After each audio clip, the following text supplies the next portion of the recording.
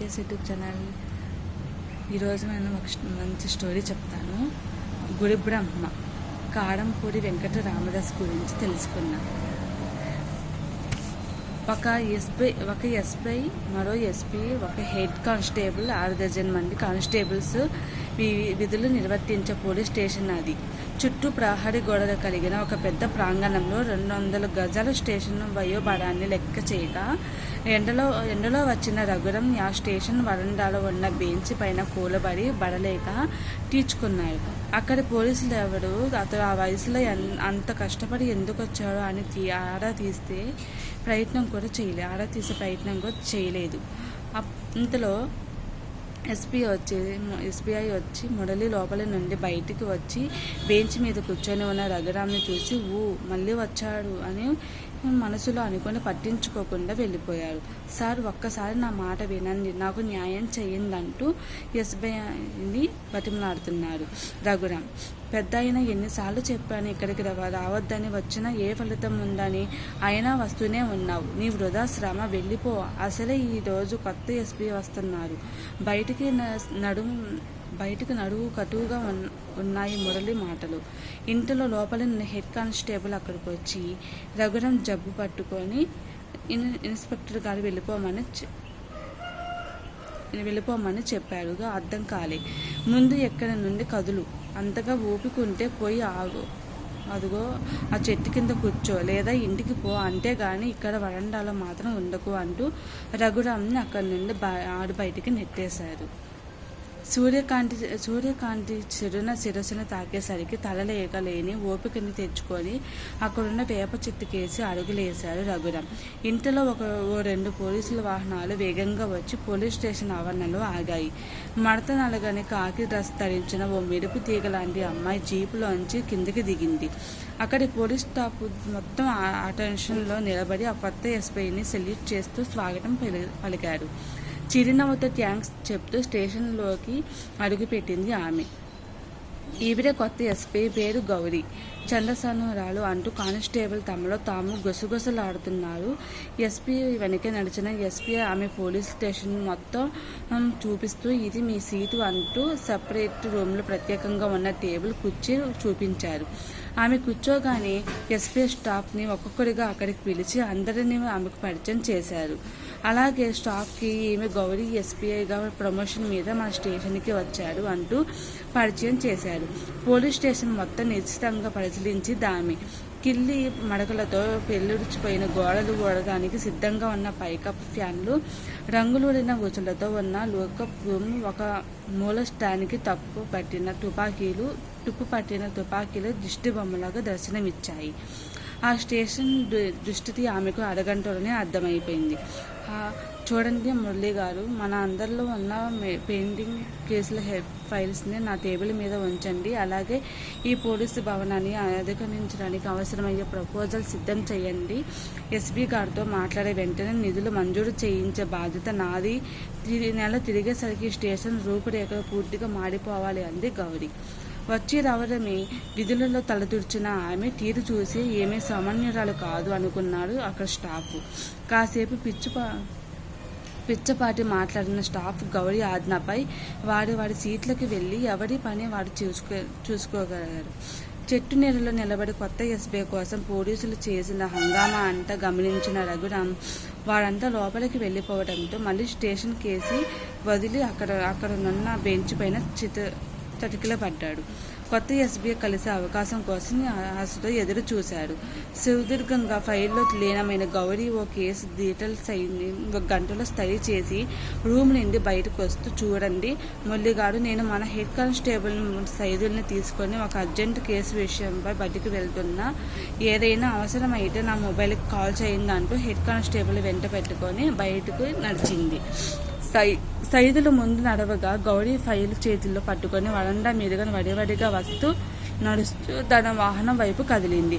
కొత్త ఇన్స్పెక్టర్ బయటికి రావడం చూసిన రఘురాం అదే అదునుగా తన పక్క నుండి వెళ్తున్న గౌరీని ఉద్దేశించి మేడం, అమ్మ అంటూ శక్తి కొద్ది గట్టిగా పిలిచే ప్రయత్నం చేశాడు. కానీ నీరసం చేత ఆ మాత్రం అతని నోటి నుండి బలంగా బయటపడలేదు.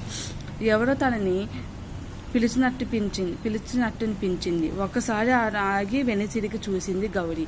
బెంచ్ మీద పెద్దయిన తన కేసి చూస్తున్నాడు. అప్పుడు నిశ్చితంగా గమనించింది ఆయనని. ఏదో అనుమానంతో వెనుతిరిగి ఆ పెద్దయిన కేసి పడ్డాయి గౌరీ అడుగులు. అది గమనించిన హెడ్ కానిస్టేబుల్, మేడం, ఆయన మాటలు పట్టించుకోకండి, మనం వెళ్దాం పదండి అని. ఒక పెద్ద ఆయన ఇక్కడికి రావద్దని నీకు చెప్పానా అంటూ రఘురాం కేసి ఊడుముతూ చూశారు. ఆగు సైదులు అంటూ హెడ్ కానిస్టేబుల్ను వారింది గౌరీ. రఘురాంని సమీపించి ఏగాదిగా అటు కేసి చూసింది. క్రమేపీ ఆమెగా మొహంలో ఆనందాశ్చర్యాలు తొణికిసారాయి. సార్, మీరు రఘురాం మాస్టర్ కదా? చాలా ఆనందంగా అంది గౌరీ. ఈ మాటలకి అయోమయంలో పడ్డాడు రఘురాం. తనని పేరు పట్టి పిలిచి అధికారిని ఎవరో చెప్పమా అనుకుంటూ కళ్ళు విప్పరించి మరి ఆమెను గుర్తుపట్టేందుకు ప్రయత్నించాడు. నేను మాస్టర్ గౌరీని మీ స్టూడెంట్ని. గౌరీని రాజమండ్రిలో ఉన్నప్పుడు మీ దగ్గర చదువుకున్నాను. మీ ఇంటికి వచ్చి ట్యూషన్ కూడా చెప్పించుకునేదాన్ని, గుర్తుపట్టారా అంటూ ఎగ్జైట్మెంట్తో తనని పరిచయం చేసుకుంది గౌరీ. 2 నిమిషాలు గౌరీని దీర్ఘంగా కింద నుండి పైకి పరిశీలించాడు రఘురాం. ఆమెను గుర్తుపట్టడానికి ప్రయత్నించాడు. కాసేపటికి, ఆ గౌరీ, అదే మిడ్డే గౌరీవి కదా అంటూ ఇంటి పేరుతో సహా ఆమెను గుర్తుపెట్టేశాడు. మిద్దే గౌరీనే మాస్టారు. ఇన్ని సంవత్సరాలు గడిచినా నన్ను గుర్తుపట్టగలిగినందుకు చాలా సంతోషంగా ఉంది మాస్టారు అంటూ వంగి రఘురాం పాదాలకు నమస్కరించింది గౌరీ. గౌరీ చర్యకి కంగారు పడుతూ లే తల్లి అంటూ ఆమెను భుజాలు పట్టుకొని పైకి లేపారు. మాస్టర్, మీరు ఇలా ఈ పోలీస్ స్టేషన్కి రావడం ఏంటి?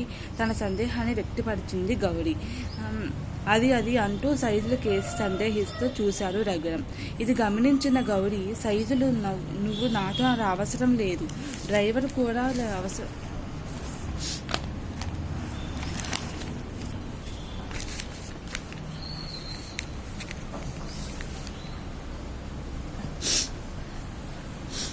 డ్రైవర్ కూడా అవసరం లేదు, నేనే వెళ్తా, నువ్వు ఇక్కడే వేరే పని చూసుకో అని చెప్పి మాస్టారు మీరు నాతో రండి, మనం వెళ్తూ మాట్లాడుకుందాం అంది. రఘురాం ఆమెను అనుసరించాడు. గౌరీ స్వయంగా డ్రైవ్ చేసుకుంటూ జీవులు తిన్నగా ఓ పెద్ద హోటల్ ముందు ఆపింది. లేడీ ఇన్స్పెక్టర్ తమ హోటల్కి రావడం చూసి కాస్త కంగారు పడ్డాడు.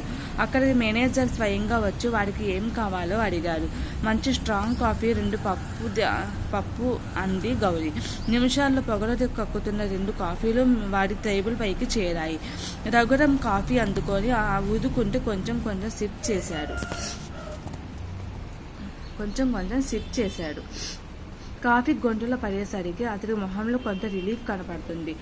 మాస్టారు, ఇప్పుడు మీరు చెప్పండి, పోలీస్ స్టేషన్కి మీకేం పని అడిగింది గౌరీ. స్టేషన్తో అది ఆ అమ్మాయి సంధ్య నీకు గుర్తుండే ఉంటుంది కదా, ఆమె విషయం మాట్లాడదామని వచ్చాను. సంధ్య గుర్తు లేకపోవడం ఏంటండి మాస్టారు? నేను సంధ్య ఒకే ఈరు వాళ్ళంగా. నాకంటే సంధ్య 1 సంవత్సరం పెద్ద అనుకుంటా.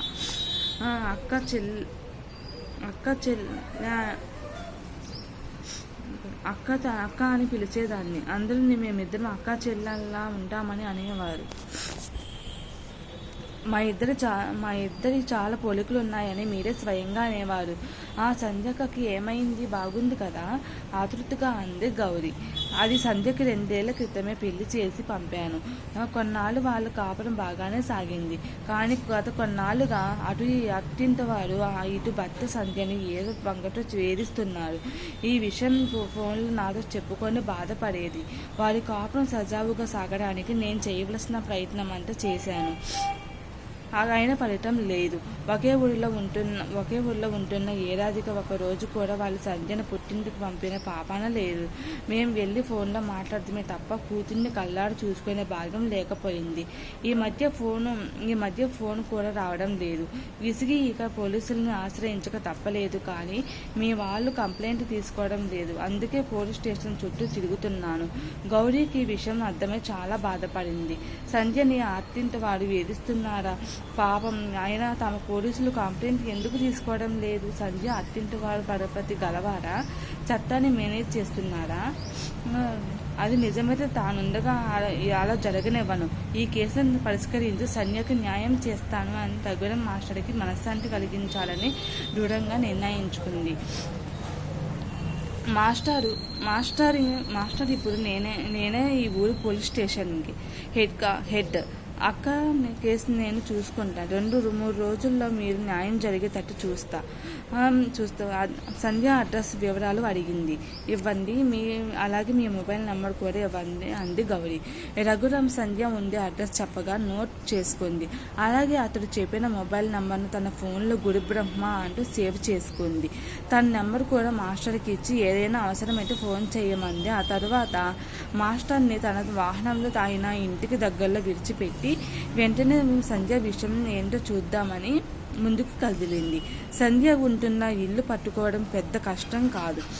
గౌరీకి ఇల్లు చేరి కాలింగ్ బెల్ నొక్కింది. కాసేపటికి తలుపు తెరుచుకొని ఓ వ్యక్తి బయటకు వచ్చాడు.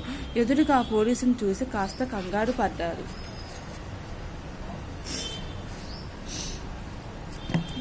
సంధ్యను కలవడానికి వచ్చాను, కాస్త పిలవండి, ఆమె స్నేహితురాలని చెప్పండి. ఆ ఇంటికి సంధ్యకి మీరు ఏమవుతారని అడిగింది గౌరీ ఆ వ్యక్తిని. సంధ్యను పిలవమనేసరికి గౌరీ వైపు తొట్లుపాటుగా చూశాడు ఆ వ్యక్తి. నా పేరు వినాయకరావు, నేను సంధ్యకి పినమామ గారిని అవుతాను. అంటే సంధ్య మామగారిని. తమ్ముడిని. మీకు సంధ్య గురించి తెలిసినట్టు లేదు, పూర్తిగా చెప్తాను వినండి అంటూ జరిగిందంటే పూసిగుచ్చినట్టు చెప్పాడు. వినాయకరావు చెప్పింది విన్న గౌరీకి షాక్ తగిలింది. అలాంటి షాక్ కాదు, మెదరంతా ముద్దుబారిపోయి ఏదో శూన్యం ఆమెను అవతరించింది. ఒక్కసారికి సత్తువ కోల్పోయినట్టు అనిపించింది. ఏం మాట్లాడాలో పాలుపోలేదు. శక్తిని కూడి తీసుకొని లేచి నిశ్శబ్దంగా అక్కడి నుండి బయటపడింది. వెంటనే జీపుని పోలీస్ స్టేషన్కి పోనిచ్చింది. మురళీగారు ఇక్కడికి రోజు వస్తున్న రఘురామ్ మాస్టారు అదే ఆ పెద్దాయన కేసు గురించి నేను విన్నది నిజమేనా? పోలీస్ స్టేషన్లో అడుగు పెడుతూ కానీ ఎస్పీఐ పిలిచి తాను విన్నది వివరించింది. డైరెక్ట్గా ప్రశ్నించింది. అవును మేడం, మీరు విన్నది 100% నిజం. ఒక్క నిమిషం అంటూ షెల్ఫ్లో ఉన్న ఒక ఫైల్ ఆమె టేబుల్ పైన ఉంచి, మేడం ఈ ఫైల్ సంధ్యకి కేసుకు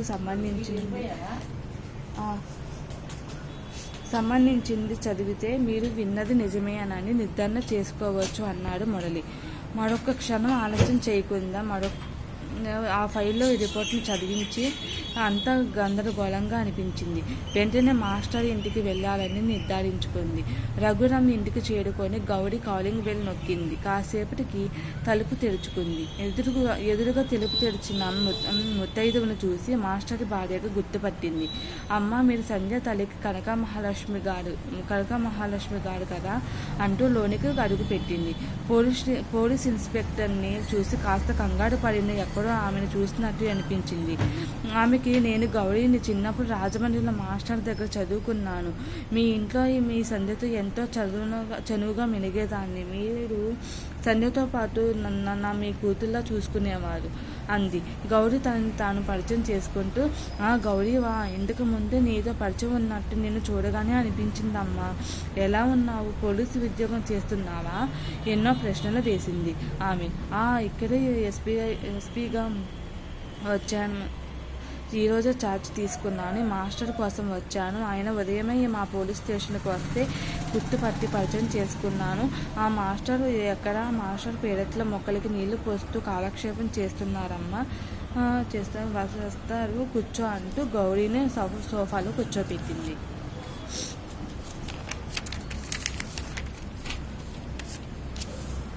పర్వాలేదు, ముఖ్యంగా మీతో మాట్లాడడానికే వచ్చాను అంది గౌరీ. ఆ తర్వాత వాళ్ళిద్దరి మధ్య సంధ్య విషయంలో చాలా సీరియస్ డిస్కషన్ జరిగింది. ఏమైనా తెలిసిందా అమ్మా? ఇంతలో గౌరీ, నువ్వా? సంధ్య విషయం ఏమైనా తెలిసిందా? అది చెప్పడానికే వచ్చావా? ఆతృతగా అన్నాడు. అప్పుడే అక్కడికి వచ్చిన రఘురామ్, పని మీద ఉన్నాను. మాస్టర్ మిమ్మల్ని కలిశాక మా అమ్మని కూడా చూడాలనిపించి ఇలా వచ్చారు సమాధానం ఇచ్చింది గౌరీ. ముగ్గురు కాసేపు మా కబుర్లతో కాలక్షేపం చేశారు. తన రాక మాస్టర్లో ఎంతో ప్రశాంతతని తెచ్చినట్లు గమనించింది గౌరీ.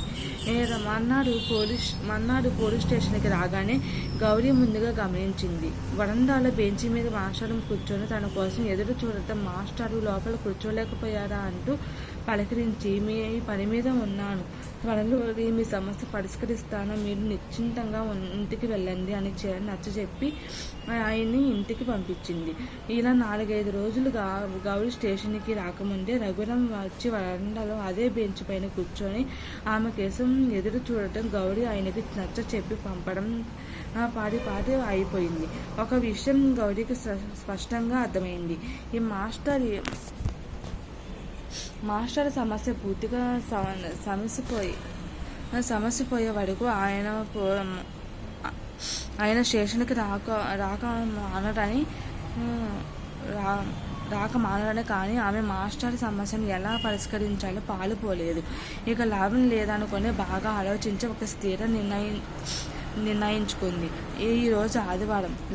లయబద్ధమైన సంగీతంలో కాలింగ్ బెల్ మోగేసరికి రఘురాం వెళ్ళి తలుపు తీశాడు. ఎదురుగా నుంచున్న వ్యక్తిని చూసి ఒక్కసారిగా సంభ్రమాశ్చర్యాలకి లోనైనాడు రఘురాం. ఎదురుగా సంధ్య నుదుటి గుండ్రును ఎర్రటి బొట్టు, కళ్ళకి కాటుక, చేతుకు నిండా మట్టి గాజులు, కాలికి మెట్టెలు, జడల పూలతో పట్టు చీర ధరించి మహాలక్ష్మిలా కళకళలాడుతూ కనిపించింది. ఎదురుగా నిల్చున్న కూతుర్ని చూడటానికి అతడికి 2 కళ్ళు చాలలేదు. అమ్మ సంధ్య, నువ్వా తల్లి, ఎన్నాళ్ళకి వచ్చావురా అమ్మ రా అంటూ హడావిడి చేశాడు రఘురాం. తిరిగి కనకం ఇలా రా, ఎవరొచ్చారో చూడు అంటూ వంటింటి కేకేశాడు. కనక మహాలక్ష్మి బయటకు వస్తూ సంధ్యను చూసి ఆశ్చర్యపోయింది. అమ్మ సంధ్య, నువ్వా, ఎన్నాళ్ళకి ఈ అమ్మ గుర్తుకొచ్చిందా అంటూ ఆమెను గుండెలను హత్తుకుంది. ఇద్దరు సంధ్యను లోనికి తోడుకొని వచ్చారు. కనక మహాలక్ష్మి వేడివేడి ఫిల్టర్ కాఫీ తీసుకువచ్చి కూతురికి ఇచ్చింది. సంధ్యకి చేరో వైపు కూర్చొని ముగ్గురు ముచ్చట్లో పడ్డాడు. గలగల నవ్వుతూ ఉత్సాహంగా కబుర్లు చెబుతున్న కూతుర్ని చూసి అత్తింటి వాడి వేధింపుల గురించి అడిగి చక్కటి వాతావరణాన్ని పాడు చేయదలుచుకోలేదు రఘురాం. సంధ్యతో మాట్లాడుతూ చిన్న పిల్లాడైపోయాడు. తమ మధ్య జరిగిన ఎన్నో మధుర జ్ఞాపకాలను నెమరు వేసుకున్నాడు. కనక మహాలక్ష్మి కూతురు వచ్చిన సందర్భంగా రకరకాల వంటలు చేయడానికి ఉపక్రమించింది.